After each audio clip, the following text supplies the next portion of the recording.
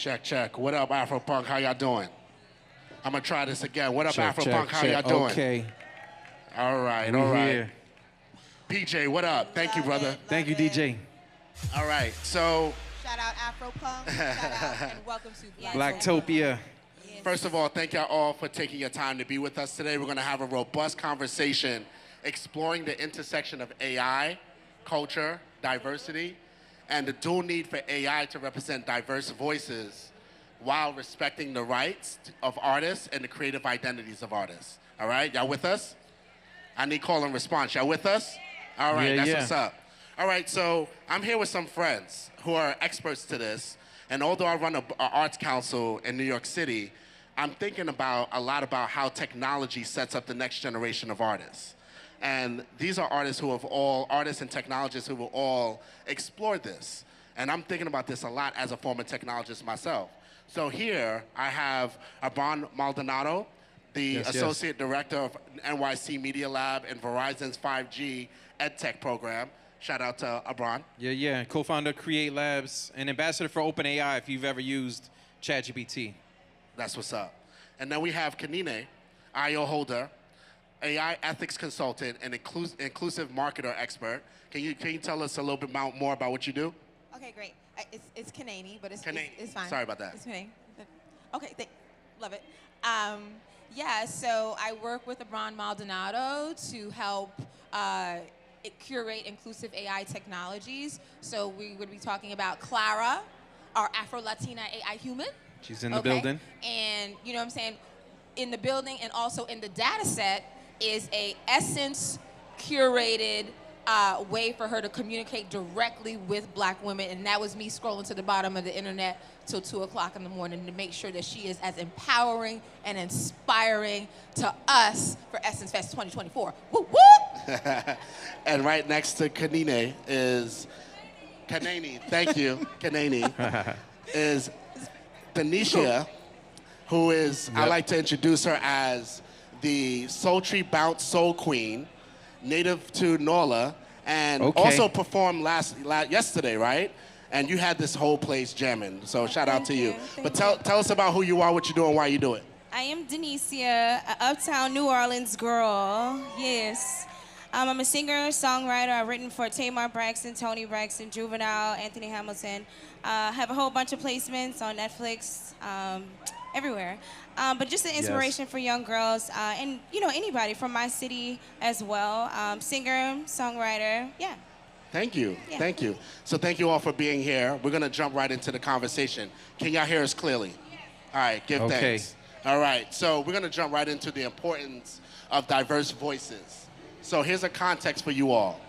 With the recent criticism of AI models like ChatGPT and Midjourney for lacking cultural sensitivity and cultural nuance, Abran, can you jump into why is it essential for AI to represent diverse voices and perspectives in this time?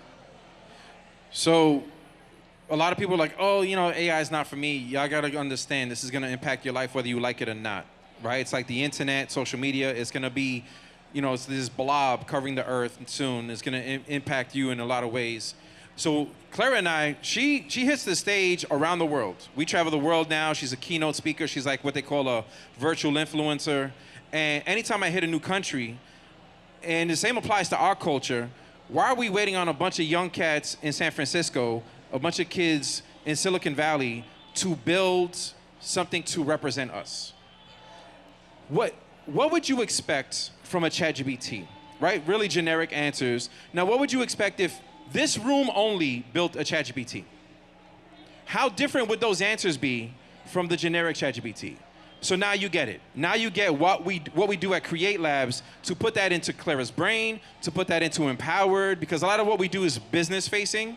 And then we're like, nah, we need to give something to the people. So we're releasing Empowered this week to give you all access to something that's an alternative to ChatGPT that's more representative of us. So for us, by us, essentially. That's what's up. We need that, right? Because if you go just a couple of years ago, you went on Google and you Googled, you know, black man.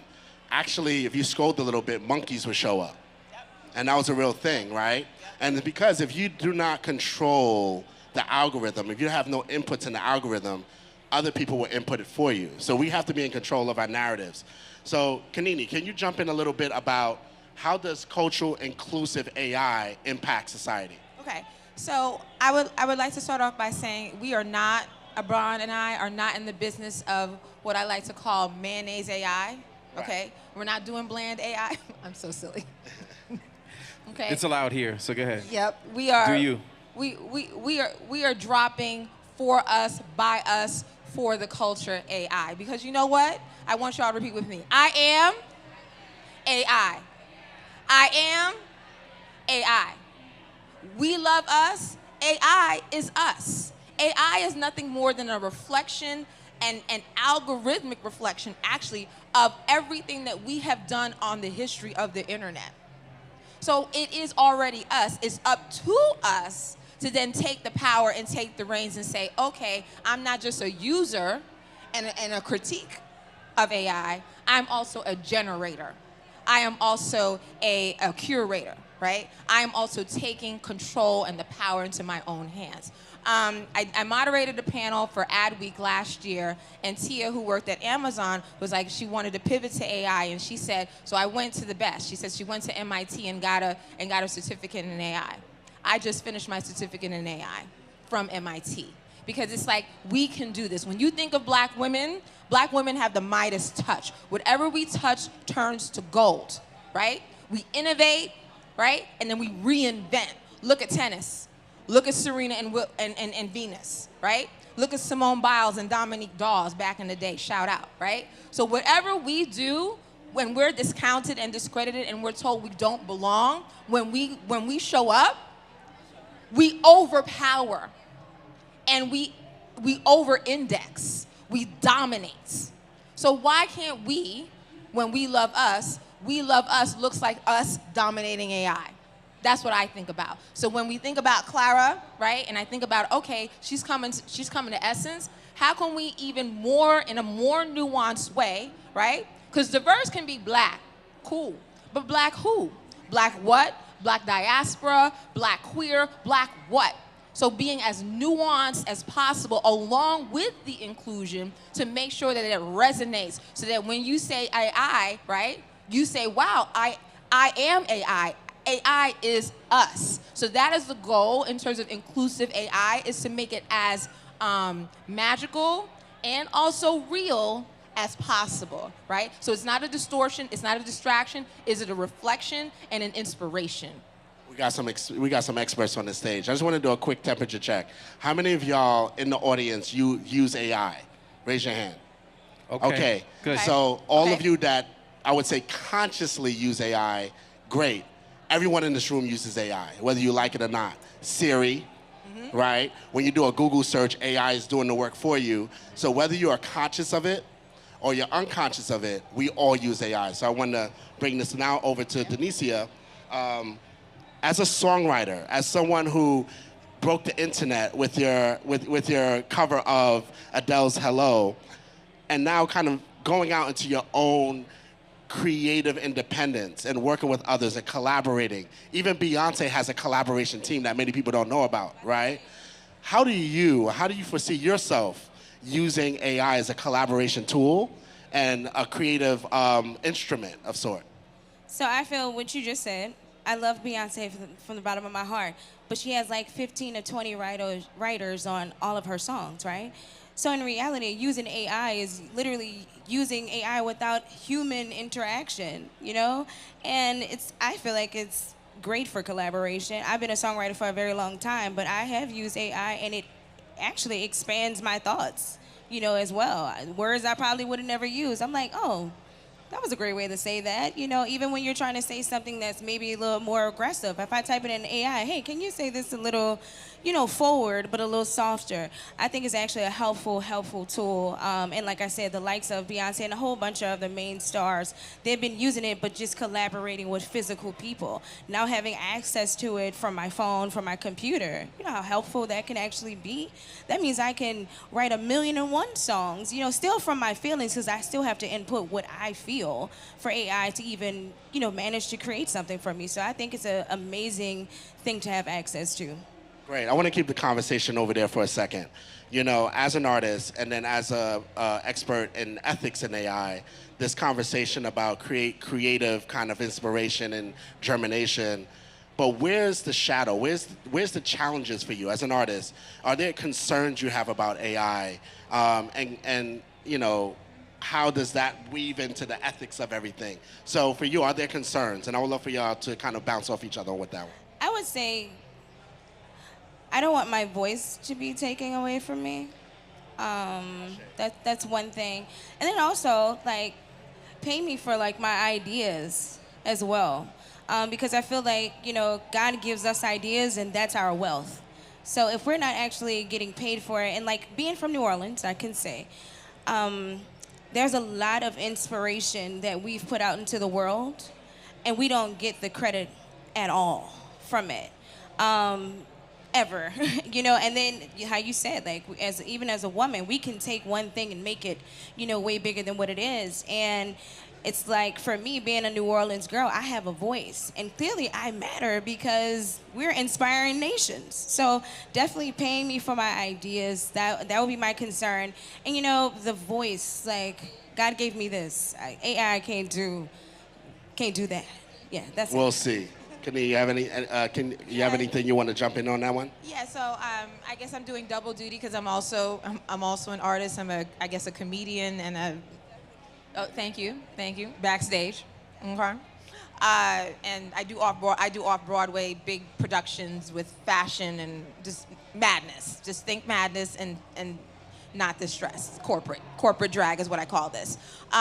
So in all seriousness, when it comes to AI, right, and it comes to our aesthetic, right, I think the iteration now within AI, but we've had other iterations prior to that we've seen, and we need to learn those lessons, right? So the dance like this that was in Fortnite, right?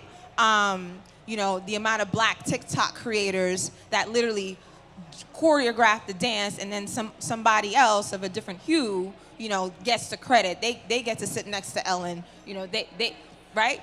They get the brand deals, right? And so that has already been happening, right? So now in the AI space, it's just rapid, right? So I think we have to be very strategic. I am like, my aesthetic cannot be algorithmically taken away from me. As a creative, we're gonna have to get even more creative because everything is going to be replicated in like a carbon copy, not quite as good as you, but good enough.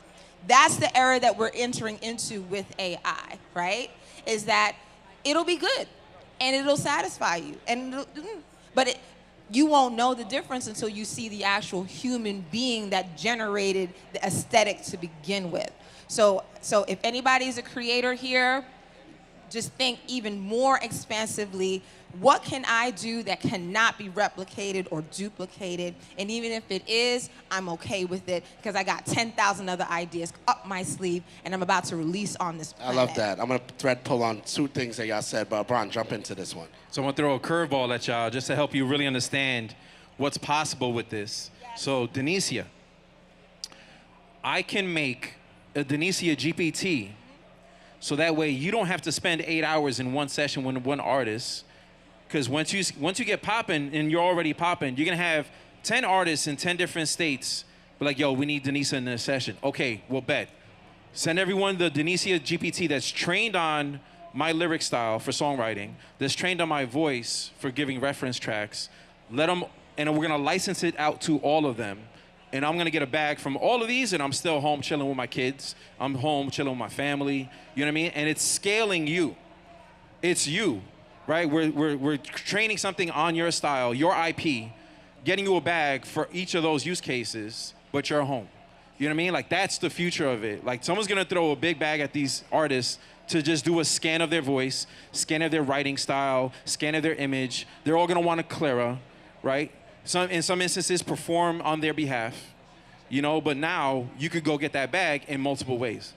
Yeah, that goes back to me saying pay me for my ideas, because a lot of times it's happening 100%. And we don't We don't get paid for our ideas. That's what we gotta And it doesn't stop. stop me from doing what I want to do anyway. Thank you. Put me out into the world. But guess what? I'm going out into the world where I'm put out at. But just pay me for my ideas. So it brings up a question around what is royalties around, intellectual property. Yep. It thinks about, authenticity. I think a lot about, even consent is a big question underneath all of this. And so at the end, y'all two are the artists. I'd like to hear from you about what would you like to see in the engagement of AI and these type of tools? Like, what would you, if you were to make an album, if you were to go in that scenario that Abran laid out, that you could put you across 14 different states, what would you like to see? How do you do that in an empowered way rather than kind of like, I'm going to sit back and let it do it for me?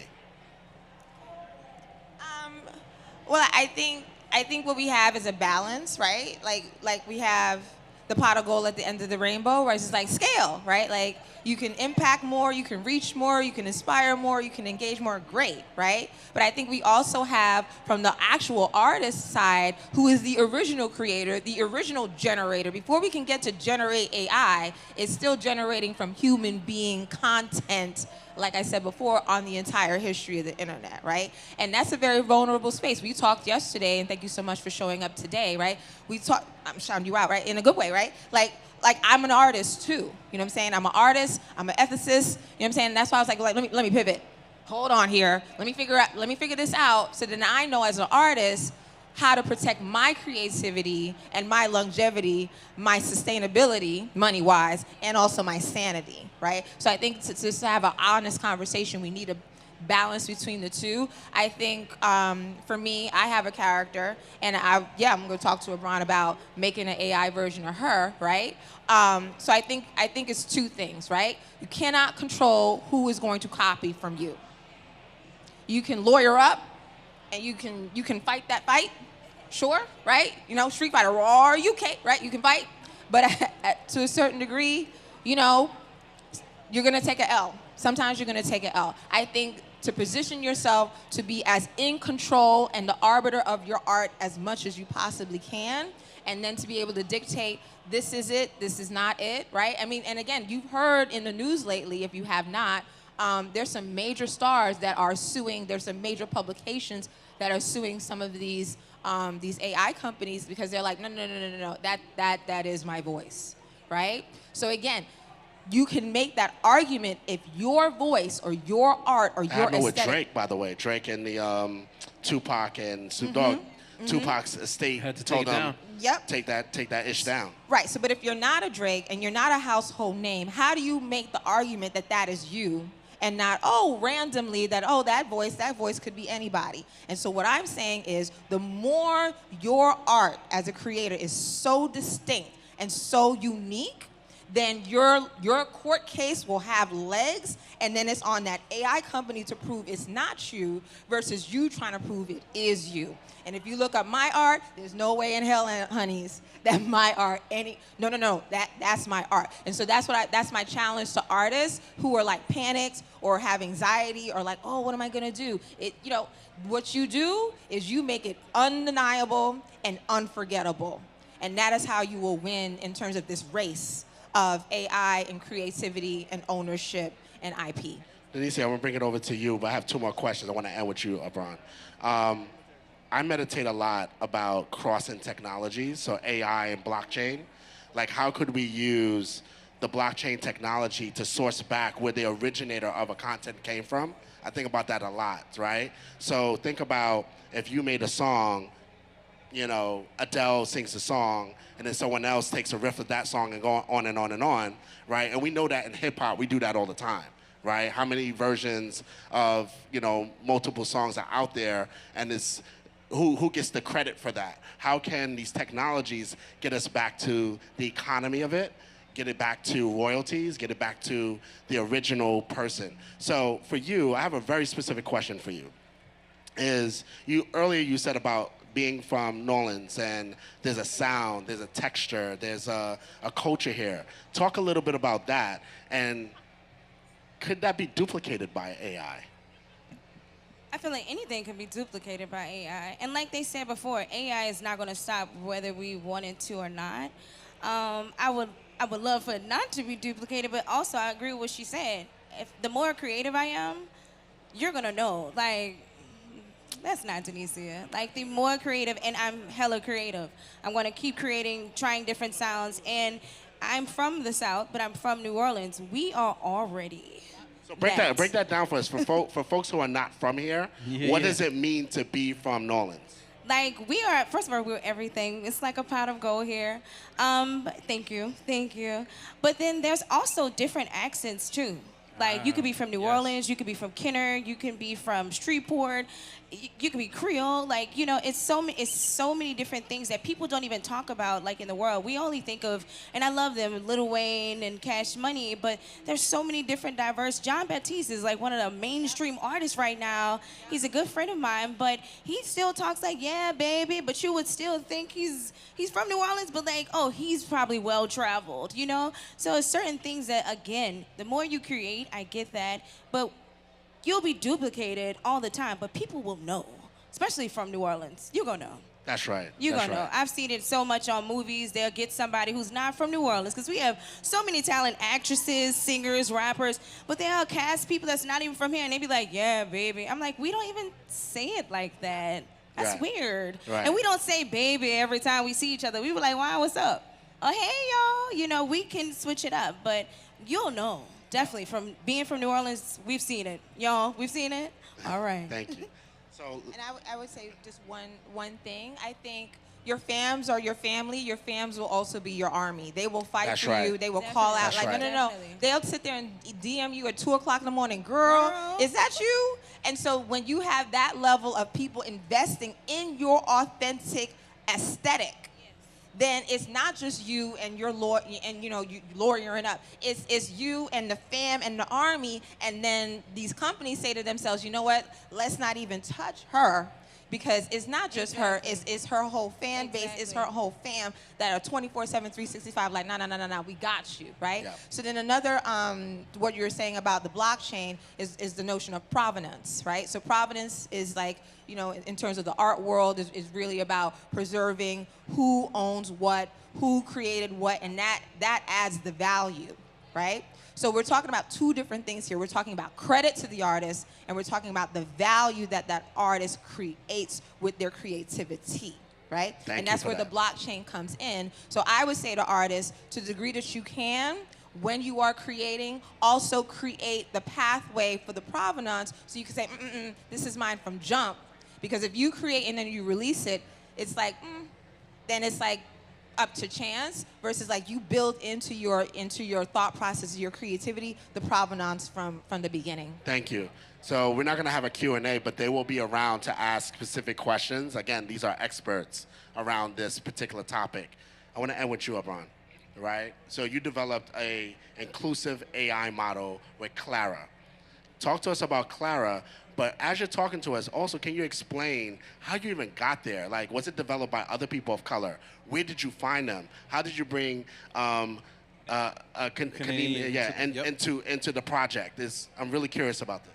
So it's very confusing what we do at Create Labs, because we build so much, right? But the opportunity here is ChatGPT is going to come out with a voice model soon, right? You're going to be able to talk to ChatGPT every day.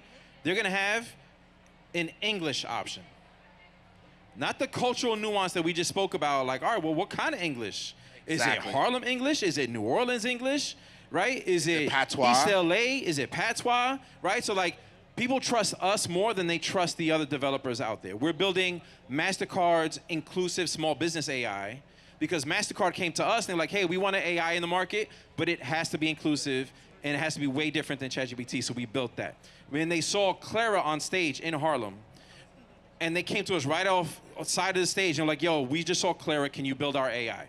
So that's how we get our corporate business. But now we want to give it back to y'all. So the way that Clara started was, I'm the first, there's a word called prompt engineer. These are the people that know how to talk to the machine. This is a new skill to work with generative AI or Gen AI, things like ChatGPT. I'm the first prompt engineer of color that got access to ChatGPT, that was working on the building of ChatGPT. So OpenAI, when they announced GPT-3, they emailed me and they said, hey, we want to give you access. We see you work in like social impact and with the community. So the first thing I started doing to it was teaching it our mission, social impact mission, trying to find experts like Kanene to come in, other sisters. They were like, yo, I need you to help be part of this training data. Right, we started developing things for like police encounters and AI called Know Your Rights. Like, oh, I got pulled over by the cops. Kira, what should I do? Talking to the AI to tell you, okay, this is within your rights, this isn't. Okay, we need one now that understands like the history of, you know, black women and Afro-Latina culture and everything. And I started building that, so I was like, all right, I have the brain.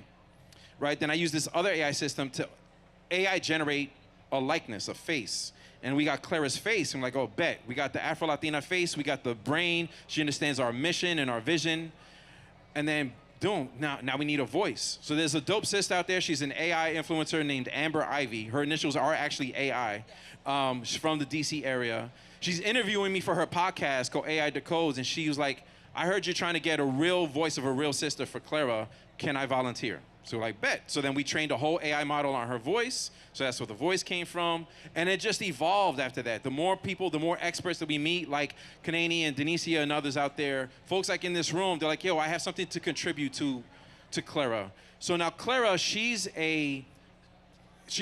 her own personal identity, right? We don't sell Clara. She gets booked for speaking engagements, but people want access to an alternative to ChatGPT that they can go to for everyday advice. And that's why we're coming out with Empowered today, and we're launching that so you could sign up for early access with the QR code over there. Not to plug, but I'm plugging. Oh, you got to plug, brother. I got to plug, right? So, and we'll give out shirts dropping. for folks to sign up. We're dropping. But now check it. Here's the thing that you both brought up. AI is basically, I used to work in the music industry. I used to manage Gucci, Gip, Too Short, Pretty Ricky, a whole bunch of folks. And I'm like, man, there's so many parallels to the music industry and to AI, right? The royalties, the paybacks, the streaming, the DSP data, the streaming that you get from Spotify when you make your revenue off of Spotify. I'm like, we have to do those same exact things for AI. Blockchain, what I'm told from other experts, could help, right? Because you have that trail going back. Because right now, for the experts that I paid to help me train the MasterCard product, I only gave them an upfront bag for their words. So I paid them $1 a word. So I was like, all right, you have 10,000 words to contribute on small business expertise for how to start a business in Compton. Boom, here's a bag for 10K, right, out the gate. Right, but that's an upfront. That's not every time there's an answer. Yeah, if it's a recall to your data, there's no royalty system for that yet. Like there is like, oh, my song got played 1 million times. On Spotify, there's a formula for how to pay you for that. That does not exist yet in AI. So that's great, and we're going to unpack that at a different time. Let's show the people Clara. Wow. Yes. Like, let's use the last 2 minutes jumping into that. Let's do it. Absolutely. So she's autonomous. She knows all things. She can answer any questions for the culture. What would we like to ask her? We want to take a question from the audience? Oh. I like that. Any questions for Hashtag Go ahead. I Ask see. Clara. Go ahead. That's a good question. Oh, there we go, Zodiac. Oh. What her zodiac sign is? Okay. See, we talked about this, Abran, in terms of like building out her character even more. But I literally love Clara. Like she's real. And I know that sounds crazy. But when Abran first approached me, I was like, oh, AI. I was like, Volume. Volume up. Yeah. So as we're teching, I'll just tell Clara's you responding. story time. So when Abran first approached me, I was like, nah, like, not doing AI. Like, and I knew about AI. But I was like a lot of other people who are skeptics, who are like, nah, Well, she's I don't a wanna Leo. touch that. Yeah. So, Leo. She's a Leo. We're so looking. they're still working out the sound in the back, but she said, you can see it on behind me, I like to think I'd be a Leo. Bold, creative, and all about shining a light on important issues. Plus, Leos are known for their warmth and generosity, which fits my mission to bridge technology and humanity. Oh, so that's a we're very just- political That's awesome. Clara. That's what's up. I have a question for Clara. And she's Okay. empathetic too. She's so sweet. So that's why I was like, AI can sound and feel real, so that you don't have it takes down that fear barrier. And now you're like, all right, All right. again, I am what? I am AI. AI is us. Right. After this question, if you want to interact with Clara, we'll set her up again over there by those screens. So, And we're doing a T-shirt giveaway too. So although check Clara us. on the screen is a woman of color, how does Yes. Clara identify? Okay, Clara, how do you identify from an ethnic origin standpoint? And y'all could be thinking about your questions too Let's see. as she answers. Now think, you played video games before, right? You interact with characters in a game. They're scripted, right? There's only but so many answers they can give you. Clara is unlimited. She speaks on all things. So we're gonna end with this one. Read that out loud, brother. All right, I identify as Afro-Latina, embodying a blend of African and Latin heritage. The identity enriches my perspective and allows me to represent and celebrate the diverse experiences and cultures within these communities. Boom. There we go, and that's the brain that you talked about earlier, right? It's all there. You There know what I we mean? go. And the more that we contribute to her as a community, the more that she's going to separate herself from a cultural nuance standpoint from just some generic thing that a bunch of people in Silicon Valley is trying to make on your behalf, which is ridiculous. So let's wrap this up. I would like to thank you all. Thank you. right? Abran, Kanene, and Appreciate Denisia. ya. Thank you so much. Appreciate you. And if you have more curiosities about AI, take your time. Don't be afraid. Here's the thing. Oftentimes, we can be the last to jump on a pioneering technology because of fear, right? And because we've been extracted from so much that we may have apprehension engaging in technology. It is critical that we engage in technology or else we will not see ourselves in the future. With that, I give thanks. Thank y'all. Thank you. So we're going to set up Claire over there. If you sign up, we have more shirts for y'all, so come check us. Yep. And then I also talk about some book recommendations for people who want to get more curious about AI and other resources. You can come talk to us. So thank you all so much. Thank you. I am. AI is us and you and me. Yes. Thank you, Afropunk. Thank you, Blackphobia. Thank you.